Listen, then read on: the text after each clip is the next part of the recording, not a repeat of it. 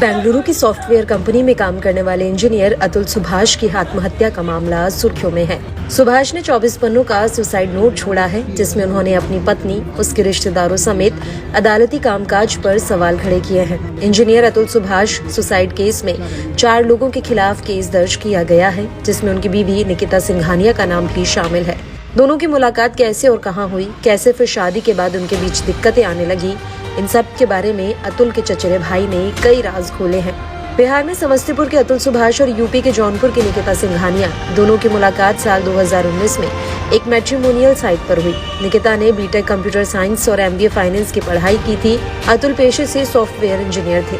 रिश्ता तय हुआ तो निकिता के परिवार ने कहा, हम जल्दी शादी करवाना चाहते हैं। कारण था निकिता के पिता की सेहत, वो काफी बीमार रहते थे, इसलिए चाहते थे कि जल्दी से बेटी की शादी उनके जीते जी हो जाए। दोनों की शादी वाराणसी के एक होटल में हुई। फिर निकिता अपने ससुराल आ गई।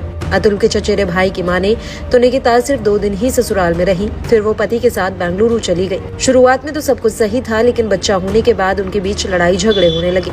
निकिता भी बेटे व्योम को लेकर मायके जौनपुर आ गई। यहाँ आकर भी उनका रिश्ता सही नहीं हुआ।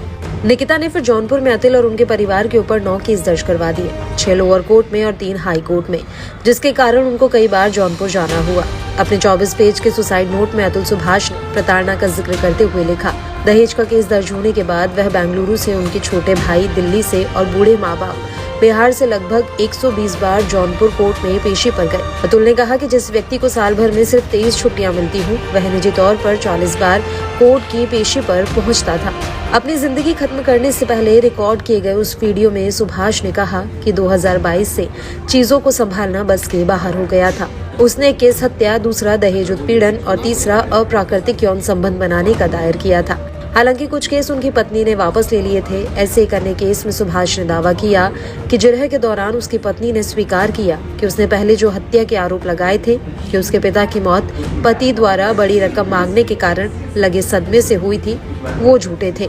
सोशल मीडिया पर निकिता सिंघानिया की जमकर आलोचना हो रही है, क्योंकि उसने अतुल पर पहले कुछ आरोप लगाए, फिर उन्हें वापस ले लिया, जिसे देखकर प्रथम दृष्टया ऐसा लगता है कि उसने महिला सुरक्षा के कानूनों का दुरुपयोग किया होगा।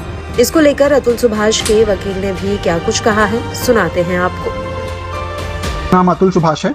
मैं तकरीबन 34 साल का हूँ, बैंगलोर में रहता हूँ। आज मैं सुसाइड कमिट करने जा रहा हूँ।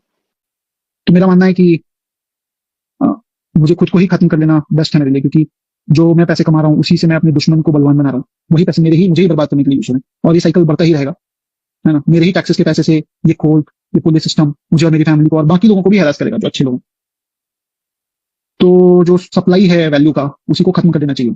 और anyway they gave me a suggestion क्या they told me to commit suicide, and I think they are right. That's the right solution what they've suggested me. So I'm going कि मेरे मरे हुए शरीर के आसपास मेरी पत्नी या उसका परिवार की तरफ से कोई नहीं आना चाहिए। तीसरा, मेरा अस्थि विसर्जन तब तक नहीं होना चाहिए जब तक मेरे हरासर्स को पनिशमेंट नहीं मिलता है। तो मेरा अस्थि विसर्जन ना हो। अगर इतनी सारी चीजें, एविडेंस और सब कुछ होने के बाद भी अगर कोर्ट, ये जज और मेरे बाकी के हरासर्स को पनिशमेंट नहीं देती है और बरी कर देती है, तो मेरा जो अस्थि है वहीं कोर्ट के बाहर किसी गटर में बहा देना चाहिए, ताकि मैं ये जान जाऊं हमेशा हमेशा के लिए, मैं ये अपना लेसन सीखता रहूं कि इस देश में क्या वैल्यू है एक लाइफ की। तो ये एक है। और मैं अपने माँ बाप, भाई से अलग से उनसे बात करूंगा, लिख कर।